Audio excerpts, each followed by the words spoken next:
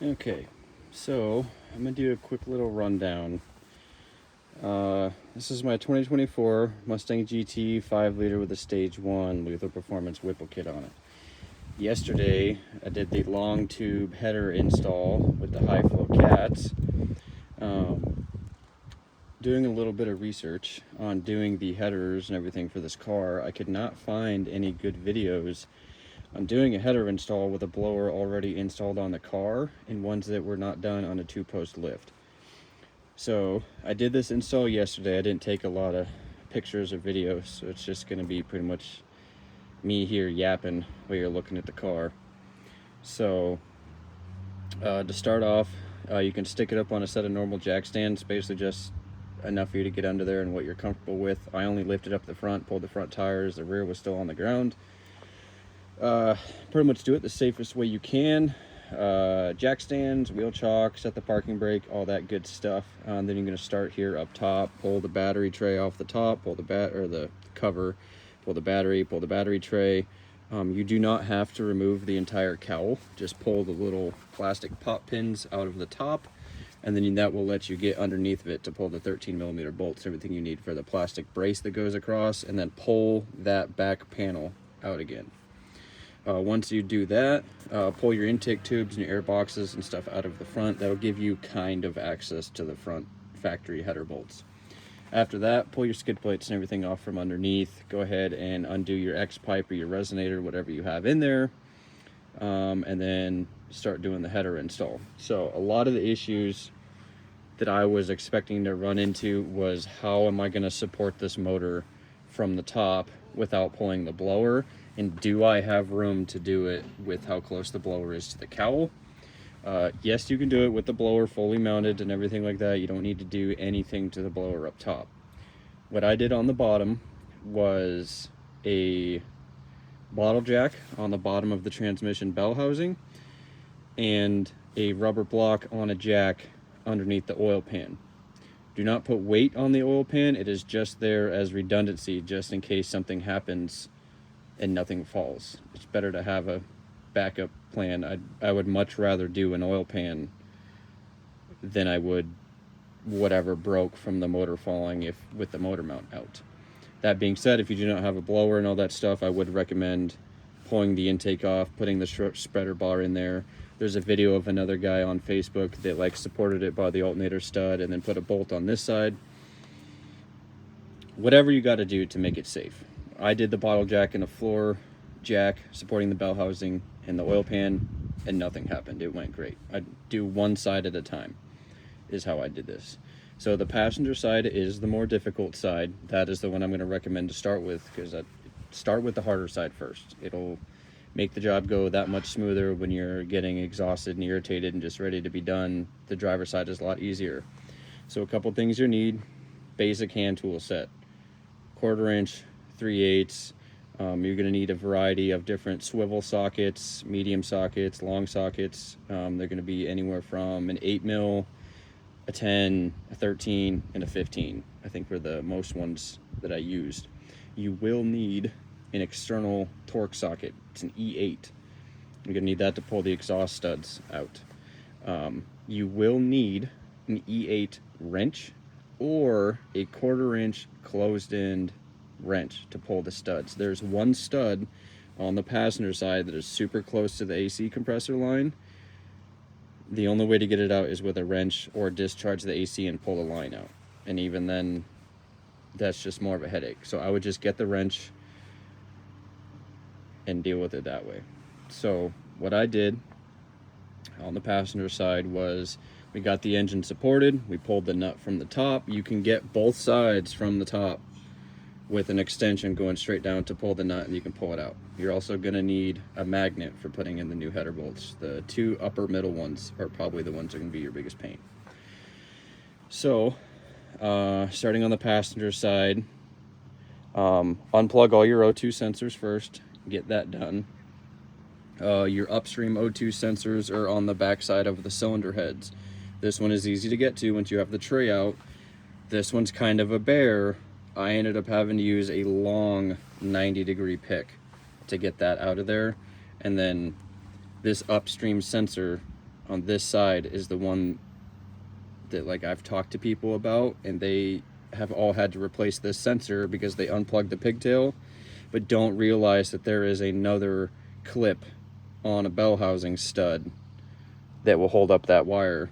I did the same shit. I'm waiting for a new O2 sensor to show up because I fucked it up. So that's one of the reasons I'm making this video, is so other people don't run into this issue. Passenger side, it is the hardest one. You have to pull all the nuts and all the studs. You may be able to lift the motor up a little bit more, but I just wanted it supported. So I pulled all the studs out, and that got the header, the factory header, out just fine. The kit that I bought, so these are the stainless power headers. They do not come with gaskets, they come with RTV. I did not use that shit. I use the factory gaskets that were in there. This car only has 4,200 miles on it. The gaskets were in good shape. I reused them. I did the same thing when I did the blower and the oil pump gears. I reused all of the gaskets, and I have no oil leaks. The only thing I replaced was the water pump O-ring and the crank bolt. That is it. You just need a little bit of RTV for your T-joints. The front cover is held in by gaskets. It's not glued on like the EcoBoost. Anyways, going back to the headers. So passenger side, pull your nuts, pull your studs, pull the header out, good to go. Make sure the cylinder head is clean.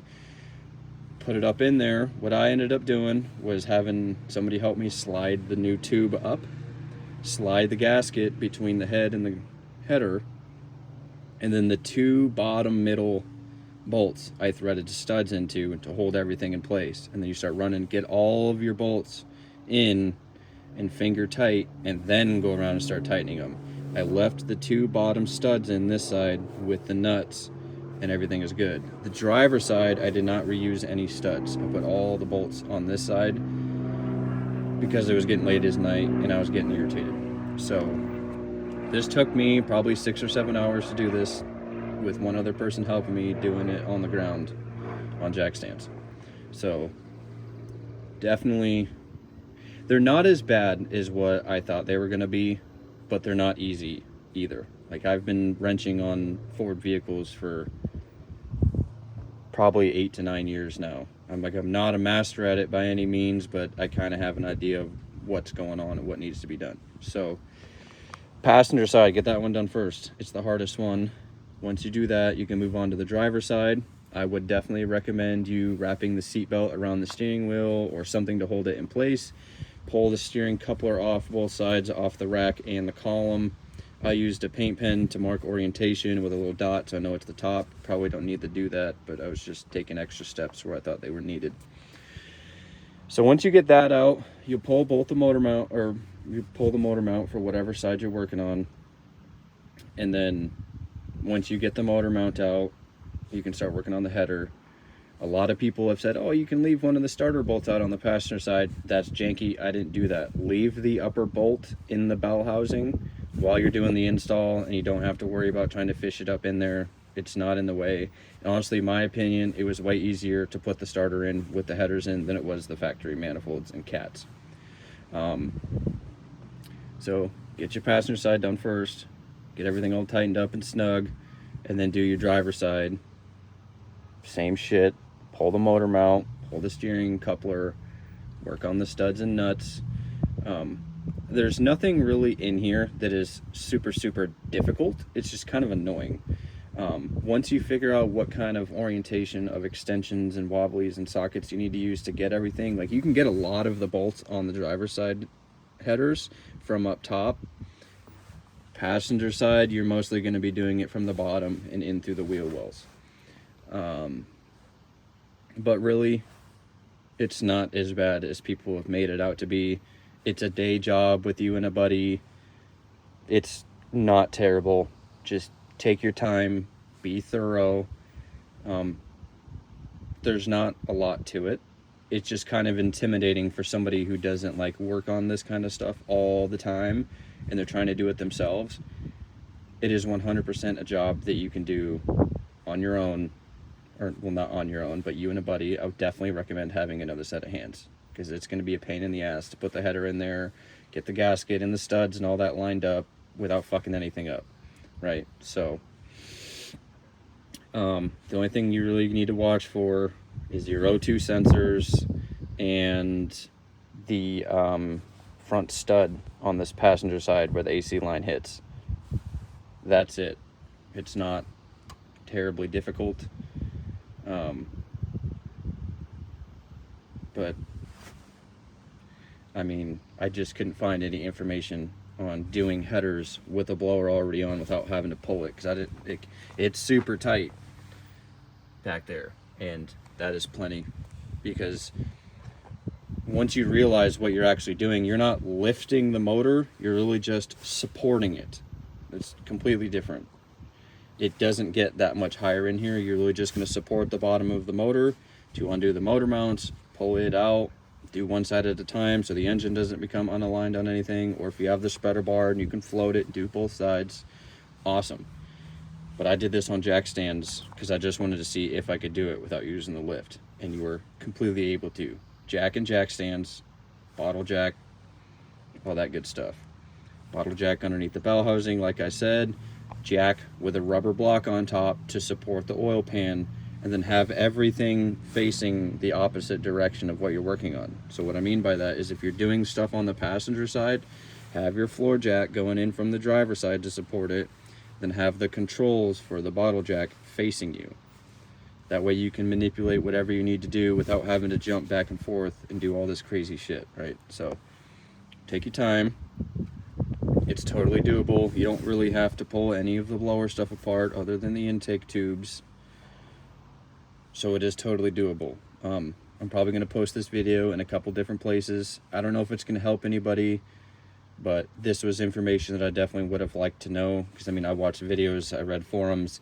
I could not find anything on if you have to pull the lid off the blower to lift the motor up high enough to do the headers. That was one of the things I was worried about. And then the other thing was, how am I going to support the motor from the top? There really isn't a lot of options up here. You can, in fact, lift it from the bell housing and support it on the oil pan. Don't put weight on the oil pan because you don't want to break anything. Like, these ones are metal.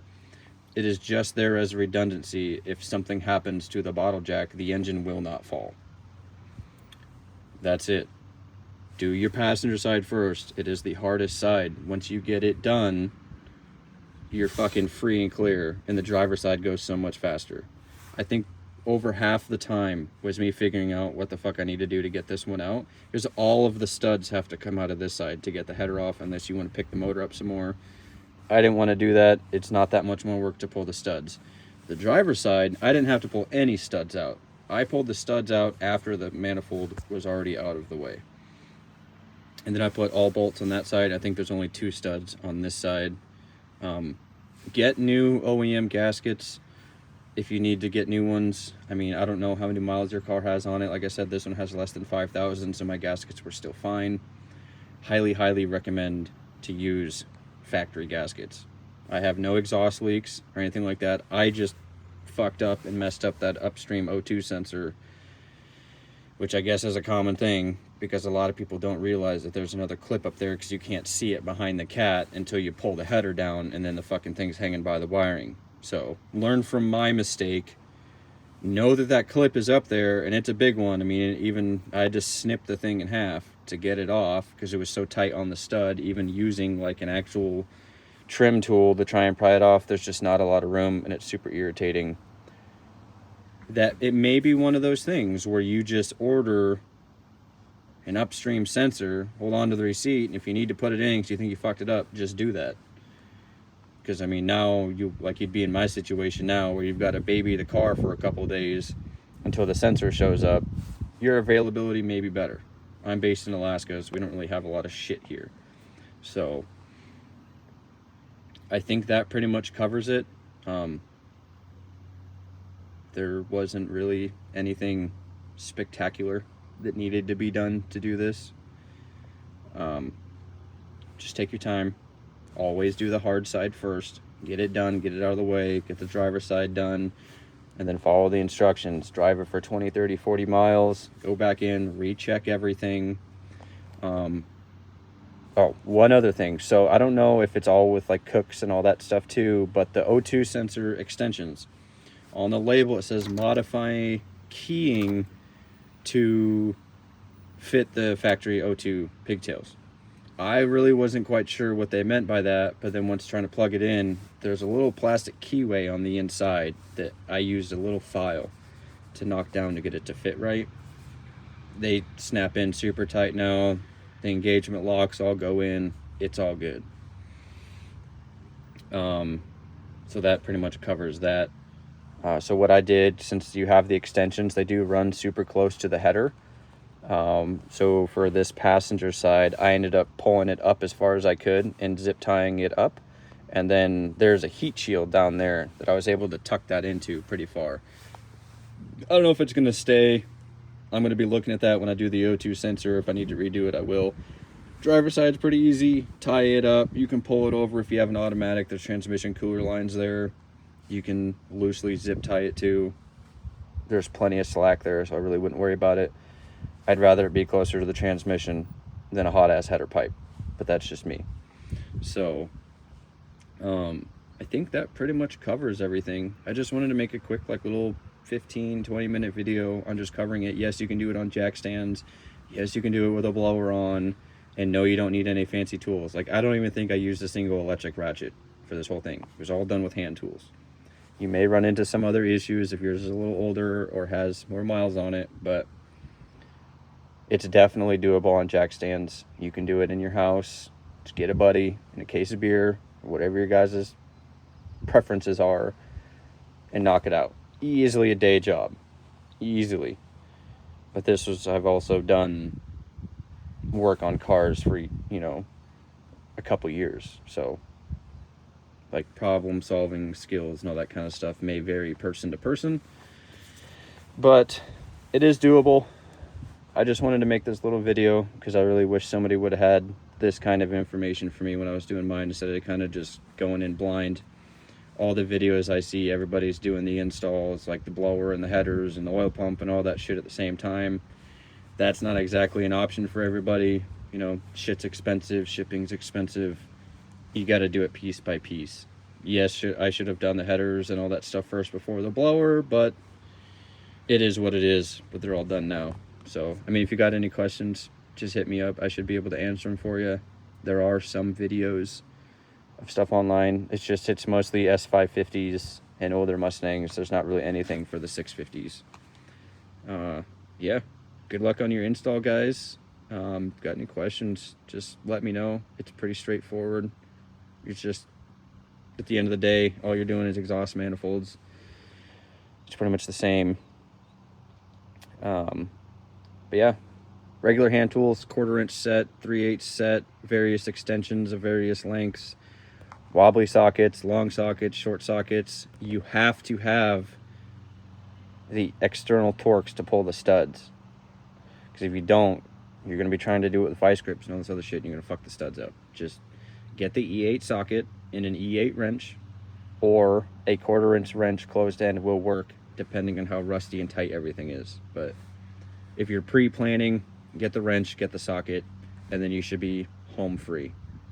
You know, maybe get an extra set of exhaust manifold gaskets from Ford. I would highly recommend OEM gaskets. That's just me. I prefer doing all OEM stuff, especially on a newer car. Yeah, good luck, guys. Have a good one. It is doable on jack stands. Look forward to hearing from everybody. Have a good one.